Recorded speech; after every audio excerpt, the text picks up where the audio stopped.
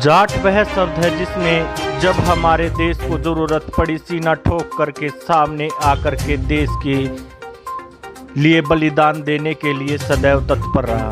देश को अन्न की कमी आई तो उसको पूरा करने के लिए अन्नदाता के रूप में सामने आया।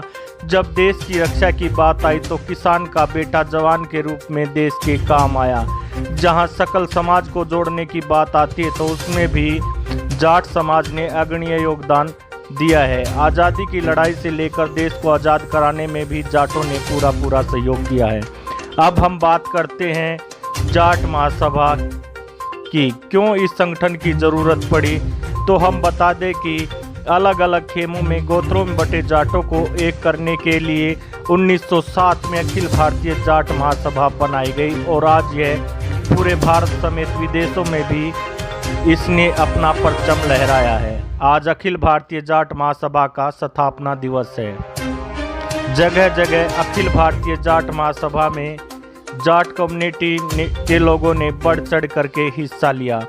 नजफगढ़ में भी आज अखिल भारतीय जाट महासभा के युवा अध्यक्ष विक्रम देसवाल ने सभी कम्युनिटी के लोगों को नजफगढ़ में भी आज अखिल भारतीय जाट महासभा के युवा अध्यक्ष विक्रम देसवाल ने अपने दफ्तर पर जाट महासभा के स्थापना दिवस को मनाया और सबने जाट कम्युनिटी के लिए हमें क्या क्या करना चाहिए अपने अपने विचार दिए। साथ ही आज दारा सिंह जी की भी पुण्यतिथि पर सभी ने 2 मिनट का मौन धारण कर उनकी तस्वीर पर दीप जलाकर व पुष्प चढ़ाकर उनको याद किया और कोरोना काल में जो उनके बीच नहीं रहे उनको भी याद किया।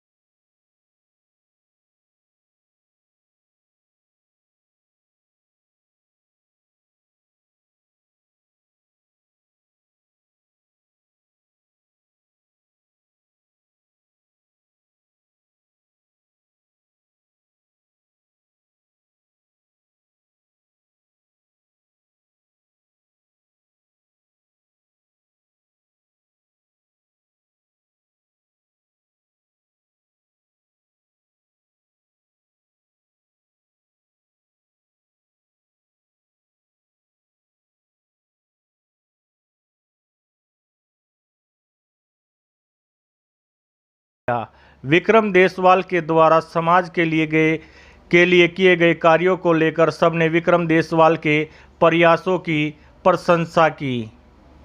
आइए क्या कहा वहां पर मौजूद अखिल भारतीय जाट महासभा के पदाधिकारियों ने और वहां पर मौजूद उसी के उपलक्ष्य में हमने आज ये कार्यक्रम रखा था यहाँ नजफगढ़ में। और जाट समाज के जो युवा थे उन युवाओं को साथ जोड़ने के लिए और एक दिशा युवा को आज मिले इस देश की सेवा करने के लिए, तो ऐसा एक पैगाम देने के लिए आज चौधरी विक्रम देसवाल जी ने कार्यक्रम रखा।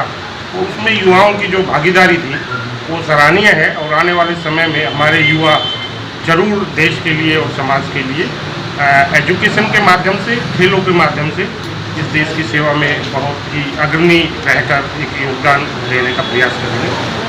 जी, मैं जाट महासभा से जुड़ा हूँ। Very good. और मैं समाचार तैयारी का और आप सब छायाकारों का धन्यवाद देना चाहूँगा। जी, थैंक यू। और चौधरी विक्रम जी और तमाम मेरे वरिष्ठ पदाधिकारी साथीगण, ये सब आज यहाँ में इकट्ठे हुए हैं चौध में, जैसे सबको पता है। लेकिन सबसे बड़ी बात जो है, जाट समाज इस हिंदुस्तान में नहीं विश्व में ही अग्रणीय रहा है अच्छे काम करने के लिए। बस यही प्रेरणा जगाए रखने के लिए और युवा साथियों को आगे बढ़ाने के लिए जो ये मुहिम चलाई है, इसके लिए बड़ा धन्यवाद। और एक सबसे बड़ी बात जो जाट समाज की हमेशा रही है, कोई भी जाति निम्न नहीं है, कोई भी जाति छोटी ऊँची नहीं है, सभी महान है। और कोई एक आध आदमी ऐसा हो सकता है जो गलत बात करे, लेकिन जाट समाज हमेशा बड़प्पन दिखाने का काम करता है, उनको माफ़ करता है और अपने इतिहास को संजोए रखता है। और अभी साथियों को जैसे विक्रम भाई ने भी बताया कि मिलजुल कर चलना है, नशे पते से दूर रहना है और देश की सेवा करनी है। जी हाँ दोस्तों, सबसे पहले तो मैं ये कहना चाहूँगा कि मेरा नाम आशीष शौल्यान है और मैं गांव सांपला डिस्ट्रिक्ट रोहतक से आता हूँ जी।